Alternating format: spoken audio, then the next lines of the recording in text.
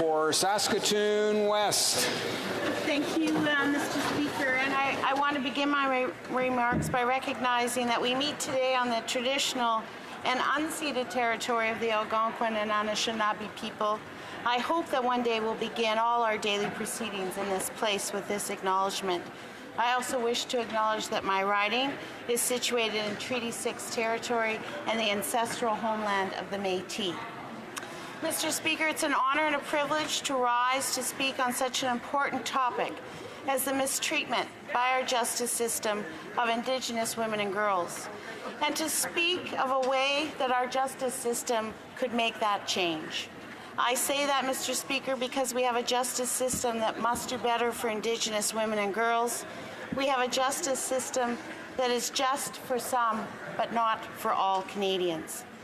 Our Charter of Rights and Freedoms guarantees that everyone has the right to be treated equally before and under the law, and that all Canadians have the equal benefit and protection of the law.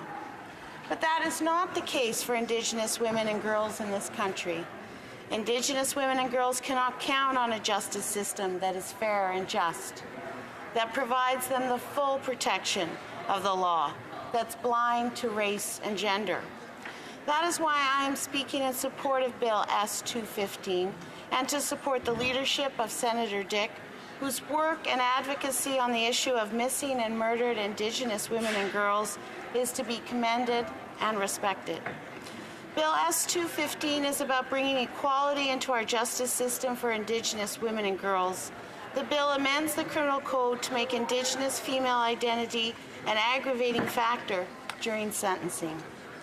We need such a bill because we need to reform our justice system now. For too long, we have tolerated the discrimination against Indigenous women and girls. We need such a bill because the treatment of Indigenous women and girls in the justice system reflects the societal indifference to the welfare and safety of Indigenous women and girls that allows the perpetrators of violence against them to escape justice. Cindy Gladue and Betty Ann Osborne, we know these Indigenous women's names not because justice was served, but for the exact opposite reason. We know these women's names because of the unspeakable violence perpetrated against them in life and in death, a justice system that continued to degrade them as human beings, treat them as less than. We know their names because of the advocacy by Indigenous women and human rights advocates who demanded justice for Sydney and Betty Ann. The bill before us today is one measure to combat societal indifference to the lives of Indigenous women who are more likely to be victims of violent crimes and their circumstances more likely to be taken less seriously by our justice system. We have systems of protection and justice in this country that effectively demonstrate that Indigenous women's lives and their safety are less important and are less worthy than non-Indigenous women. The family of Nadine Mashishtinak knows this fact all too well, and I apologize for mispronouncing her last name. In 2015, Nadine, a 29-year-old Indigenous woman, was found in medical distress in the laundry room of the Regina Delta Hotel. She had fallen 10 floors down a laundry chute. And because of a justice system that didn't value Nadine's life, her death was never properly investigated. It is because of her family's tireless efforts for more than 3 years that in 2018, the Regina Police Service's actions in this case were formally reviewed by the RCMP. We know now all that wasn't done for Nadine by the hotel, by the EMS, the police, and the investigators to help Nadine and to determine the circumstances of her death or to find the perpetrators. We learned that her death wasn't reported to police for some 60 hours, that police took 4 months to send toxicology reports, and that it was over a year before the police made a public plea for information about the 2 men on surveillance cameras and video who appeared with Nadine.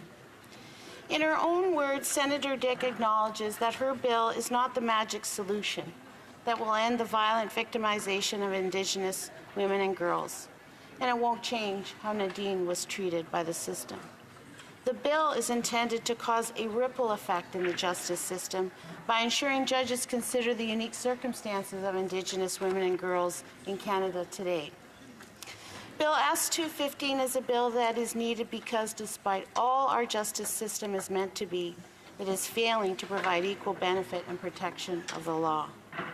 Like many systems that are being challenged today by Indigenous peoples and human rights advocates, our justice system has not escaped the historical influences of colonialism and racism, influences that continue to this day. These influences have led to what is the reality for Indigenous women in Canada. The result of a system of colonization is a climate where Indigenous women are particularly vulnerable to the sexism by the police and the court system. On the police and the court system. Indigenous women who are victims of violence are mistreated by the systems that are intended to protect them. Senator Dyck's bill is a response to extremely high rates of murder and disappearance of Indigenous women and girls. This legislation will help to ensure a justice system that provides equal protection of the law for Indigenous women and girls as guaranteed by the Charter of Rights and Freedoms. This legislation also responds to our legal obligations in the UN Declaration of the Rights of Indigenous Peoples to protect women, Indigenous women and girls from violence and victimization and the indifference of the state and society to their experiences of violence. I've had the opportunity to sit in on presentations by Senator Dyck on her bill and to also hear her research initiatives in partnership with the University of Saskatchewan. Dr. Dyck, prior to being appointed to the Canadian Senate, was a professor in the Neuropsychiatry Research Unit in the Department of Psychiatry and an Associate Dean of the College of Graduate Studies and Research at the University of Saskatchewan. It is through her leadership and support of current research that we are learning definitively that the detrimental impacts of the racism perpetrated on Aboriginal girls. Finally, Senator Dyck's bill will afford Indigenous women and girls similar protection given to others that are in the criminal code, like taxi drivers and transit workers.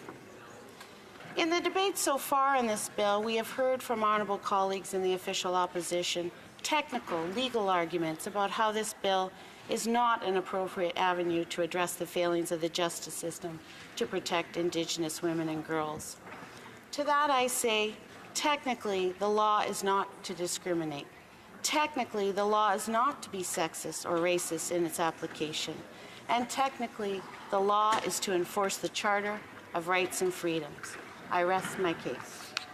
And as we've heard from some on the government side, I speak here of the Special Advisor to the Prime Minister on LGBTQ2S issues, the MP for Edmonton Centre, who in his speech during debate called for a broad-based, holistic approach as the best way to ensure better protection for Indigenous women and girls.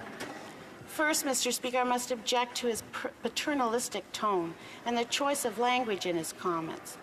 The member states his way, or the government's way, is the best way. Not a better way, but the best way. And I think it's presumptuous of any member to state that their way is the best way. And further, terminology like broad-based and holistic are words that say to me that this government wants Indigenous women and girls to continue to wait for justice, to wait for equal protection under the law. The Skywek-Ichiwichiuk Women Walking Together is a local women-led voluntary group in Saskatoon that has been supporting families and relatives of murdered and missing Indigenous women and girls since 2005. Most recently, in 2018, the founders of the group, Darlene Oki-Mason Seacott and Myrna LaPlante, received the YWCA Women of Distinction Award for their work. Darlene and Myrna, along with the volunteer members of Women Walking Together, fully support Bill S-215. This endorsement must be respected and hold much weight in our deliberations on the bill, as it comes from women who know firsthand the impact of the epidemic of violence against Indigenous women and girls, and who combat every day the indifference of the institutions meant to protect women and girls. Long before this chamber, Mr. Speaker, was talking about murdered and missing Indigenous women and girls, these women were speaking out, helping families, and getting results. this House can do something now to change the lives of Indigenous women and girls, we can pass Bill S-215 and begin to see justice served to all Canadians, not just some Canadians. Thank you, Mr. Speaker.